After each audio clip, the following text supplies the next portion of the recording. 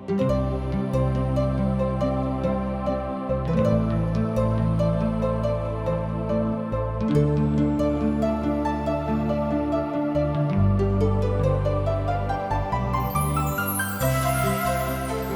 सब TWR द्वारा प्रस्तुत कार्यक्रम जिंदगी की राह देख रहल बनी। ई एगो सोचल विचारल ढंग से बाइबल की किताबन का अध्ययन हवे। ए कार्यक्रम का उद्देश्य है कि लोग जगत के बनावे वाला परमेश्वर की उद्देश्य के जाने, जौना से उनकरी इच्छा के अनुसार चल सकें। परमेश्वर के लोगन के रूप में हमके आपको और आपकी परिवार का चिंता बा, और हम आप सबके आध्यात्मिक रूप से आगे बढ़े में मार्गदर्शन करतनी। कृपा करके हमारे कार्यक्रम देखी और सुनी, ताकि परमेश्वर आपकी जिंदगी में अथाह आशीष भर दे। प्रिय श्रोता, आज हम अपना पवित्र शास्त्र बाइबल के अध्ययन कार्यक्रम के अंतर्गत पुराना नियम से न्यायों के किताब के अध्ययन शुरू करे जा रहल बानी। ई पवित्र शास्त्र बाइबल के 7वां किताब है। एक किताब के शीर्षक है न्यायी। ए तथ्य के आधार पर रखल गइल बा कि एकरा में ओह 12 पुरुष के और एगो मेहरारू के वर्णन बा, यानी कि बखान बा, जौन की यहोशू के मृत्यु के बाद शामुएल नबी के अइला के समय तक इस्राएल प्रजा के बीच न्यायी सबके रूप में सेवा कइले रहन। न्यायों के किताब राजतंत्र काल में लिखल गइल। इस युग में अन्य जाति की ने आपन आपन राजा लोग रहन। एकर पुष्टि एह वाक्य से हो रहल बा। ओ दिन इस्राएल में कोनो राजा ना रहे लोग। न्यायों के किताब के दर्शावेला कि एक किताब के शीर्षक इस्राएल प्रजा के पतन और धर्म त्याग तथा परमेश्वर की अनुग्रह से संबंधित बा। रउआ एकरा के पराजय तथा छुटकारा भी कह सकतानी। ई किताब एगो अन्य तथ्य पर भी जोर देता, बल देता। वह जानतानी निराशा। हम जानतानी कि इस्राएल के संतान उच्च आशा सब विचार के साथ प्रतिज्ञा के देश में प्रवेश कैले रहन। वो मिस्र से छुटकारा से लेके कनान में प्रवेश करे तक के समय में परमेश्वर द्वारा छुटकारा के महान और उच्च स्थिर के निर्देश तथा आज्ञा प्राप्त कैले रहन कि वो कनान में उच्च स्तर के जिंदगी व्यतीत करे, बितावे। पर ओहनी लोग असफल हो गए। वहाँ पराजय पर पराजय के अनुभव कैले। न्यायों की किताब के राउर इतिहास के दर्शन भी कह सकतानी, जैसे कि हम नीति वचन 14 अध्याय 13 पद में पढ़ेना। धार्मिकता से देश के विकास तथा उन्नति होला, पर पाप आदमी के खातिर कलंक बा। हम न्याय की किताब के दूगो दृष्टिकोण से देखतानी। पहल का है ऐतिहासिक नजर से ई किताब परमेश्वर से सामुएल तक इतिहास बतावेले। सामुएल न्यायों में अंतिम और नबी सब में सबसे पहला नबी रहन। ई यहोशू और राजतंत्र के उत्पादन के बीच पुल के कार्य करेले। जौना तरी यहोशू मूसा के बाद जिम्मेवारी के संभलले रहन। यहोशू के मुहला के बाद इस्राएल में ऐसा कोनो अगुआ ना रहे जौना से कि ऊ एह जिम्मेवारी के संभाले। ई कनान में प्रवेश कैला के बाद एह तंत्र के परख के समय रहे, अर्थात परमेश्वर के व्यवस्था के कौना सीमा तक पालन करी है। दूसरा है नैतिक दृष्टिकोण से ई एगो ऐसन समय रहे कि जबकि लोगन के परमेश्वर के प्रति अपना विश्वास के प्रति घोषणा करे के रहे। काहे कि लोग अपना अनदेखा अगुआ राह तथा मार्गदर्शन अपना राजा के ओर से मुंह फेर ले रहन और पतित अवस्था में चल गइल रहन। जैसे कि न्यायों के 1 अध्याय के 1 और 20 अध्याय के 18 पद में दर्शावल गइल बा कि इसराइल के कोनो प्रत्यक्ष राजा ना रहे। उ युद्ध के बारे में परमेश्वर यहोवा से पूछत रहे लोग। 17 अध्याय के 6 पद में बतावल गइल बा कि वह दिन इसराइल में कोनो राजा ना रहे। प्रत्येक आदमी उहे करत रहे जवन की उनकर नजर में ठीक जान पड़त रहे। 18 अध्याय के 31 पद बतावला कि इसराइल के पतन के कारण सीलो नगर में परमेश्वर के भवन में स्थापित कोयल गोयल चांदी के प्रतिमा रहे। दूसरा शब्द में इसराइल के संतान अपना परमेश्वर के पीठ दिखा देले रहे, जबकि इसराइल के इतिहास के चक्र परमेश्वर के सेवा करे वाली जाति के रूप में भइल रहे। पर उन लोग बाल देवता और अस्तारेत के उपासना करे शुरू कर दिले लोग। परमेश्वर पिता उन लोग के दुश्मन के हाथ में सौंप दिले। पर जब उन लोग मन के फिरौले और पछताप कैले और परमेश्वर पिता के दोहाई दिले लोग, परमेश्वर पिता उन लोग के दुश्मन के हाथ से छुड़ौले।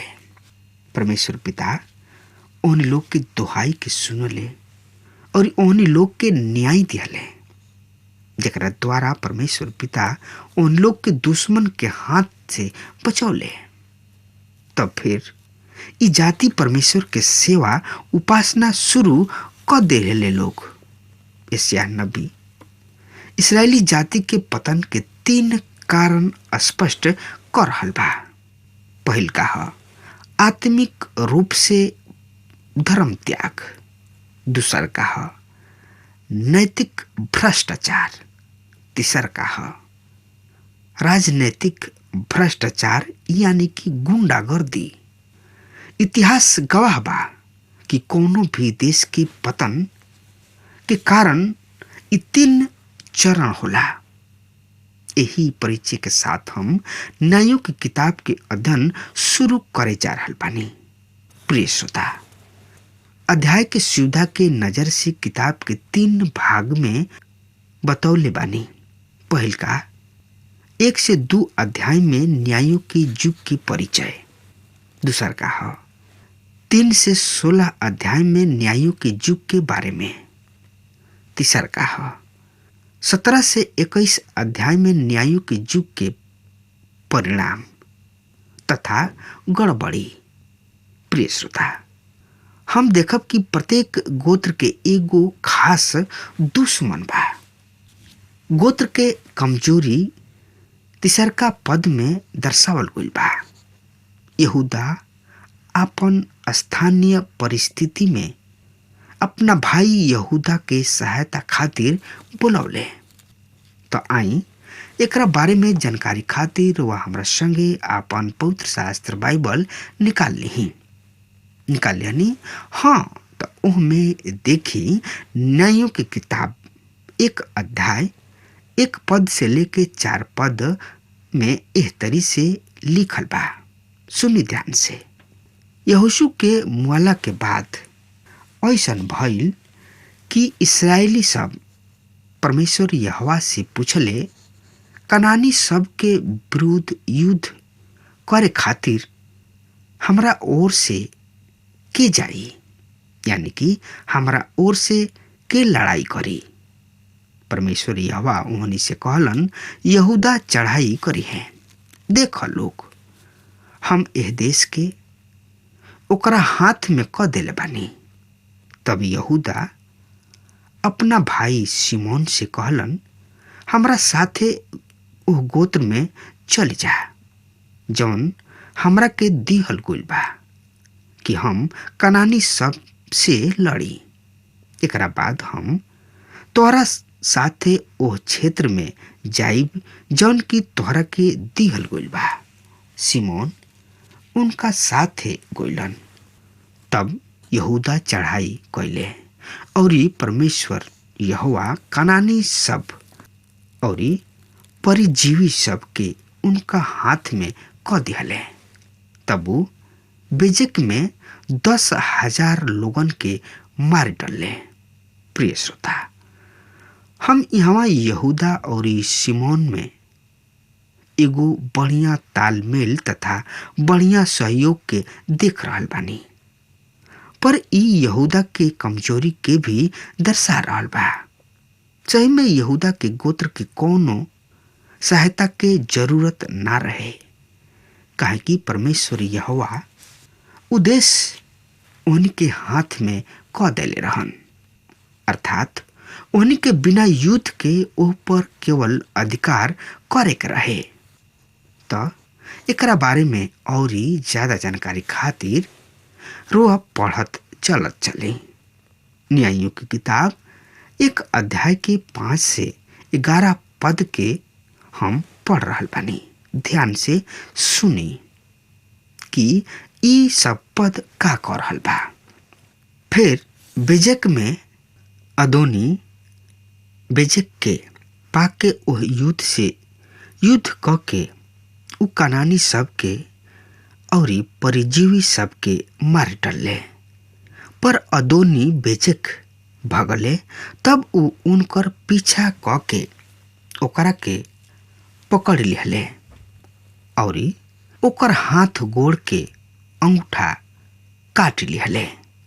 तब अदोनी बेजक कहले, 70 राजा जेकर हाथ गोड़ के अंगूठा कटले बा, हमारा मेज के नीचे टुकड़ा बिनत रहे लोग। जैसन हम कैले रही ओसही बादला परमेश्वर यहोवा हमरा के दे ले बाणे। तब ओकरा के यरूशलेम में ले गइलन और वहाँ उ मुँह गइलन। तब यहूदी सब यरूशलेम के विरुद्ध युद्ध क के अधिकार में ले लिहले और उ निवासी सब के तलवार के घात उतार के आग में लगा दिहले। एकरा बाद यहूदी लोग पहाड़ी देश और नेगेव तथा तराई के प्रदेश में रहे वाला कनानी सब से युद्ध करे लगले। यहूदा ओह कनानी सब पर चढ़ाई कैले जौन की हेब्रोन में रहत रहन। हेब्रोन के नाम पूर्व काल में क्रियत करबा रहे। उ शेषे अहियन और तलमय के मार डले। प्रिय मित्र, हम यही अध्याय के 5 से 7 पद पढ़नी हाँ कि आदमी जैसन बोवेला उहे काटेला। और ये 8 से 11 पद बतावेला कि दाबीर कनान के प्रमुख नगर रहे। एकरा के किताब सबके नगर कहल जात रहे। प्रिय मित्र, जब इस्राएल प्रजा कनान के अपना अधिकार में क लिहले और वहाँ आजादी से रह लगले लोग, ये नीचे रहे कि उ कनान सब की परीक्षा के अहेर हो जाए। उ शीघ्र ही धर्म त्याग और प्रतिमा पूजा के अहेर हो गई। एकरा बारे में जानकारी खातिर रउआ हमरा संगे अपन पवित्र शास्त्र बाइबल से देखी। न्यायों की किताब 1 अध्याय 16 पद से लेके 21 में एह तरी से लिखल बा। मूसा के केनी वंशी ससुर के वंशज यहूदिया सब के साथ खजूर वाला नगर से निकल के यहूदा के जंगल में गोइलन जौन की अरात के दक्षिण के ओर बा, और ऊ वहाँ जाके इसराइल सब के साथे रहे लगले। फिर यहूदा अपना भाई सिमोन के साथ गोइलन और ऊ ओ कनानी सब के जौन की शपथ में रहत रहेले मारी डलन और नगर के समूल नष्ट कर दिहले। ओ नगर के नाम होरबा पड़ल और यहूदा गाजा के ओकरा क्षेत्र से सहित और अस्कलोन के ओकरा क्षेत्र सहित और अक्रोन ओकरा क्षेत्र सहित ले लिहले। परमेश्वर यहोवा तो यहूदा के साथ रहन, ऊ पहाड़ी देश पर कब्जा क ले रहन, पर ऊ तराई के निवासी सबके ना भगावे सकले, काहे कि ओहनी लोग किने लोहा के रथ रहे। फिर ऊ मूसा के प्रतिज्ञा के अनुसार कालेब के हेब्रोन दे दिहले और ऊ अनाक के 3 गो बेटा सबके वहाँ से निकाल दिहले। पर बिन्जामिन सब यरूशलेम में रहे वाला यबूसी सबके ना निकलने। ऐसे यबूसी आज तक यरूशलेम में बिन्जामिन सबके साथे रहत आइल बने। प्रिय मित्र, हम यहूदा के गोत्र के असफलता के बारे में पढ़निहा और अब हम देखब बिन्जामिन और मनसे के गोत्र के दशा। त एकरा बारे में जानकारी खातिर रुआ हमरा संगे आपन पवित्र शास्त्र बाइबल से देखत चली। अगर रुआ किने पवित्र शास्त्र बाइबल नहीं खे तो ध्यान से कान पाठ लगा के सुनी और जवन कुछ ना बुझाए तो रुआ हमरा किने चिट्ठी के द्वारा खबर कर सकतानी। हाँ तो देखी हमरा संगे न्यायों की किताब 1 अध्याय 22 पद से लेके 30 पद तक एह तरी से लिखल बा। यही तरी यूसुफ के घराना बेत एल पर चढ़ाई कैले और परमेश्वर यहोवा एहनी लोग के साथ रहन और यूसुफ के घराना लोग बेत एल के भेद लेवे खातिर गुप्तचर भेजले। तब भेदिया के भेजले। पूर्व काल में यह नगर के नाम लूज रहे और भेदी यानी कि भेद लेवे वाला एगो आदमी के नगर से निकालत देख के ओकरा से कहले, हम नगर में प्रवेश करे के राह देखावा और हम तोहरा पर दया करब। एह पर उ नगर में घुसे के राह दिखा दिहले। तब उ नगरवासी के तलवार के घात उतार दिहले और उ आदमी हिती सब के देश में जाके नगर बसौले और ओकर नाम लूज रखले और आज तक ओकर इहे नाम बा। पर मन से बेत शान और उनकर गांव नगर पर और तनाक और उनका गांव पर और मगिदो के निवासी सब और ओकरा गांव पर कब्जा ना कोइले।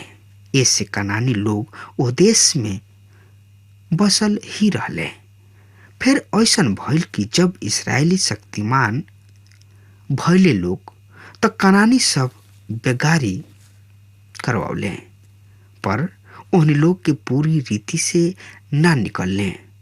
एप्रेम भी गेजर में रहे वाला कनानी सब के ना निकलने। ऐसे गेजेर में कनानी ओहनी लोग के बीच में बसल ही रहले। जबलून, कित्रोन और नहसोन के निवासी सब के ना निकलने।